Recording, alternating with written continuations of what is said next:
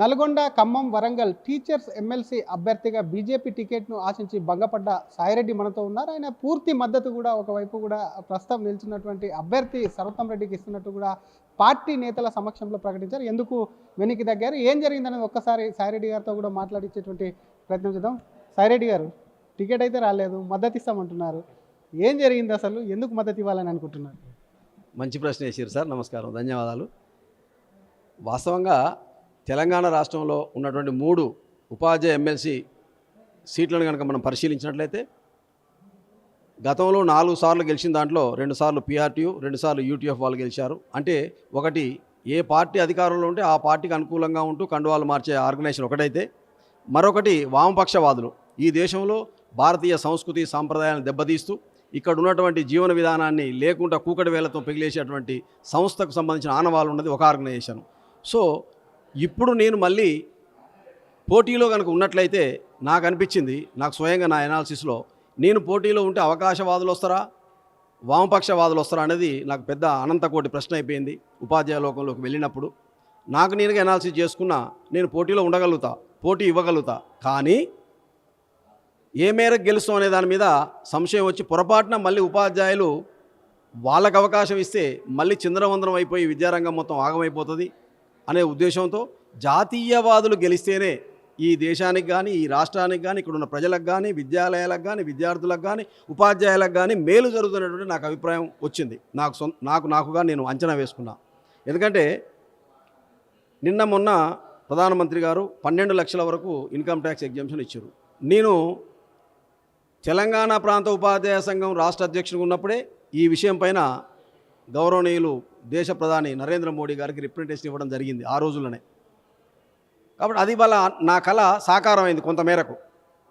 అంటే ఉంటేనేమో రాష్ట్ర పార్టీ అధికారంలో లేదా జాతీయ పార్టీ అధికారంలో ఉన్న వాళ్ళైతే సమస్యలు పరిష్కరించగలుగుతారు.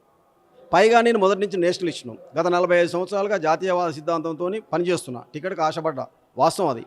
కానీ అందరికీ వచ్చే అవకాశం లేదు, ఏదో కారణం వల్ల నాకు రాలేదు. అయినప్పటికీ వ్యక్తులు ముఖ్యం కాదు, వ్యవస్థ ముఖ్యం, వ్యవస్థలో సంస్థ ముఖ్యం, సంస్థలో సిద్ధాంతం ముఖ్యం, ఆ సిద్ధాంతంలో జాతీయవాదం ఇంకా ముఖ్యం అన్న ఉద్దేశంతో నాకు నేనుగా డ్రాప్ అయి జాతీయవాద పార్టీకి సంబంధించిన అభ్యర్థికి, భారతీయ జనతా పార్టీ అభ్యర్థికి నేను మద్దతుగా నాకున్న అవకాశాన్ని విత్డ్రా చేసుకొని వారి గెలుపుకు ప్రయత్నం చేస్తా అని చెప్పేసి ఇవాళ నేను పార్టీ పెద్దలకు చెప్పడం జరిగింది. ఆ మేరకు మీ ద్వారా ఉపాధ్యాయ సమాజానికి, యావత్ జాతీయవాదులకు నేను తెలియజేస్తున్నా. తప్పంటారా తప్పు అనుకోండి, ఒప్పంటారా ఒప్పనుకోండి, నేను జాతీయవాదిగా జాతీయవాద పార్టీకి నేను మద్దతు ప్రకటించడానికి ముందుకు వచ్చినండి. కానీ ఇంత జాతీయవాది ఉన్నటువంటి సాయిరెడ్డిని పార్టీ గుర్తించలేదా? కొంత మీ పార్టీలో కూడా చర్చ జరిగింది, జాతీయవాదం కాదు డబ్బులు ఉన్నోళ్ళకే టికెట్ ఇస్తారని చెప్పి ముందు నుంచి చర్చ జరుగుతుంది. అదేమన్నా సాయిరెడ్డి దగ్గర డబ్బులు లేక అటువంటిది ఏమైనా జరిగింది అనుకుంటున్నారు? సరే, అట్లనే చాలామంది మిత్రులు సాయిరెడ్డి మీద బాగా అభిమానం ఉన్న ఆత్మీయులు అక్కడక్కడ అనుకున్నారు. కానీ అయినప్పటికీ డబ్బులే ప్రధానం అనేది ఇక్కడ నేనేం అనుకోవట్లేదు. సిద్ధాంతమే ముఖ్యమని అనుకుంటున్నా, జాతీయవాదమే ముఖ్యం అనుకుంటున్నా. నేను ఒక ఉపాధ్యాయుడిగా డబ్బులే సంపాదించాలనే దానికి మాకు జీతభత్యాలు తప్పే ఉండవు. కాబట్టి డబ్బుల విషయానికి వచ్చినప్పుడు నేను వాస్తవంగా వెనకబడిపోతా అన్న సందేహం లేదు. కానీ డబ్బులు ఇక్కడ ముఖ్యం కాదు, జాతీయవాదమే ముఖ్యం, జాతీయవాదం గెలవాలి. కాబట్టి మా పెద్దలు ఏ రకంగా నిర్ణయించారో వాళ్ళు నిర్ణయించినప్పుడు ఏదో కొంత మనం పోటీ చేయాలన్న ఆలోచన ఉత్సుకత మనకు ఉన్నప్పటికీ కూడా అవకాశం లేనప్పుడు అన్నిసార్లు మనకు ముందుకు పోలేము. కాబట్టి మనకేదో అవకాశం రాలేదనే ఉక్రోషంతో మనం పోయి జాతీయవాదాన్ని ఓడగొడితే ఇన్ని రోజులు నేను పనిచేసిన దానికి, నేను చెప్పిన సిద్ధాంతానికి మీరు కాస్త ఆవేశపడ్డారు, ముందు మీరు నిలబడతా అని చెప్పి పట్టుగా ఉన్నారు. నామినేషన్ ఏమైనా దాఖలు చేసిరా? లేదండి, నామినేషన్ దాఖలు చేయలేదు. ఎందుకనంటే మనం అవకాశం ఉంటే పార్టీ ఇవ్వడానికి, పార్టీ పైన కానీ వ్యవస్థలో ఉన్నటువంటి నాయకుల పైన కానీ ఒత్తిడి చేయడం అనేది సహజం. అడగంది అమ్మ కూడా అన్నం పెట్టదు. అడిగే దాంట్లో చాలా సీరియస్గా అగ్రెసివ్గా పోయి అడిగినా. కానీ మీ పార్టీలో అడిగితేనే ఉన్న పోస్టులు అవుతాయి అంటారు సార్. నాకు ఇంతకుముందు ఉన్న పోస్ట్ పెద్దగా ఏం లేదు. నేను ఈ మధ్యలో రిటైర్ అయిన జూన్లో. ఇప్పుడు నాకు ఉన్న పోస్టే లేదు. భవిష్యత్తులో ఏమన్నా మరి పోస్టే లేనప్పటికీ ఊసిపోయేది ఎక్కడిది? కాబట్టి ఏదున్నా పోస్ట్ ఉన్నా లేకున్నా నేను 45 సంవత్సరాలుగా పనిచేస్తున్నా. కార్యకర్త పెద్ద పోస్టు, కార్యకర్తకు మించిన పోస్టు మరొకటి ఏదీ లేదు ఈ ఆర్గనైజేషన్లో, జాతీయవాద పార్టీలో. కార్యకర్తే పెద్దది.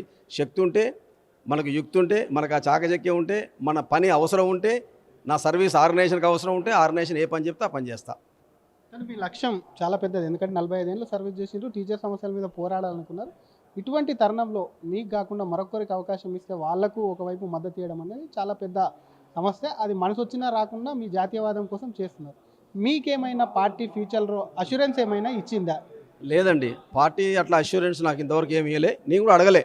ఎందుకంటే ఏ మాట ఆ మాటకి చెప్పాలి కదా, నాకేం అష్యూరెన్స్ వాళ్ళు ఇవ్వలేదు, నేను అడగలేదు. ఒక్కసారి ఆలోచించండి సాయిరెడ్డి గారు, మరి నేషనలిస్ట్ కదా, మీరు ఇన్ని రోజుల నుంచి పనిచేసారు కదా, మీ కింద ఎంతోమంది కార్యకర్తలు తయారయ్యారు కదా, కాబట్టి ఈ క్రమంలో వ్యక్తులు ముఖ్యమా ఆర్గనైజేషన్ ముఖ్యమా అని ఆలోచన నిర్ణయం జరిగిపోయింది. సరే జరిగిపోయిందని మరి మళ్ళీ ఇప్పుడు మనం ఏం చేయలేము. సో కాబట్టి మీరే ఆలోచించి నిర్ణయం తీసుకోండి అని చెప్పి నాకు చెప్పడం జరిగింది. చెప్పిన తర్వాత నేను 2-3 రోజులు ఆత్మీయ మిత్రులతో మాట్లాడడం జరిగింది. మాట్లాడిన తర్వాత లేదు మనకు మొదటి నుంచి మీరు అందరి కింద మేము తయారైనాం కదన్నా, మీరు ఆలోచించండి అంటే నాకు అనిపించింది ఆలోచించి సిద్ధాంతమే ముఖ్యం, వ్యక్తులు కాదు. వ్యక్తులు ఉంటారు, వస్తుంటారు, పోతుంటారు. నేనైతే 45 ఏళ్ళ నుంచి వెళ్ళనే ఉన్నా, ఇంకా కూడా సత్యదానికి వెళ్ళనే ఉంటాం. కాబట్టి సిద్ధాంతమే మన ముఖ్యం, వ్యక్తులు కాదన్న ఉద్దేశంతో సిద్ధాంతం కొరకు, జాతీయవాదం కొరకు నేను పూర్తిగా మద్దతు ఇస్తున్నా సర్వోత్తమ్ రెడ్డి గారికి. Thank you sir.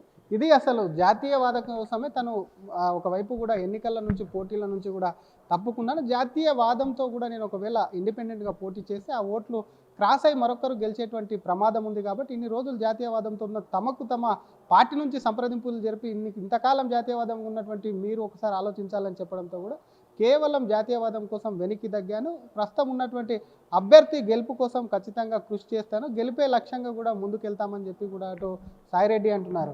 కెమెరామెన్ గజపతో శ్రీధర్, RTV, హైదరాబాద్. మరిన్ని వీడియోస్ కోసం ఛానల్ ని సబ్స్క్రైబ్ చేయండి. లేటెస్ట్ అప్డేట్స్ కోసం వాట్సాప్ ఛానల్ ని ఫాలో అవ్వండి. ఆ లింక్ డిస్క్రిప్షన్ లో ఉంది.